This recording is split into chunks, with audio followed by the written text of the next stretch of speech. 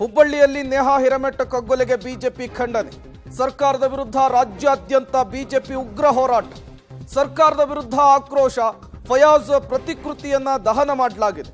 ಹುಬ್ಬಳ್ಳಿ, ಬಳ್ಳಾರಿ, ಮೈಸೂರು, ತುಮಕೂರು, ಬಾಗಲಕೋಟೆ, ರಾಮನಗರ, ಚಿಕ್ಕೋಡಿ, ರಾಯಚೂರು, ಶಿವಮೊಗ್ಗದಲ್ಲೂ ಕೂಡ ಪ್ರತಿಭಟನೆಯಾಗಿದೆ.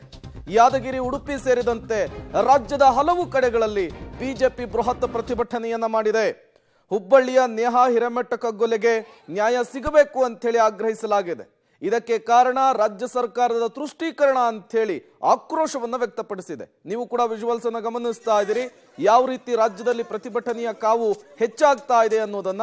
ಧಾರವಾಡ, ಹುಬ್ಬಳ್ಳಿ, ಮೈಸೂರು, ಬಳ್ಳಾರಿ, ಬಾಗಲಕೋಟೆ, ರಾಮನಗರದಲ್ಲಿ ಬಿಜೆಪಿಯ ಕಾರ್ಯಕರ್ತರು ಬೃಹತ್ ಪ್ರತಿಭಟನೆಯನ್ನ ಮಾಡಿದ್ದಾರೆ.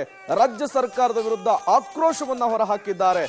ಆರೋಪಿ ಏನಿದ್ದಾನೆ ಫಯಾಜ್, ಆತನಿಗೆ ಕಠಿಣಾತಿ ಕಠಿಣ ಶಿಕ್ಷೆ ಆಗಬೇಕು ಅಂತೇಳಿ ಆಗ್ರಹಿಸಿರುವಂಥದ್ದು.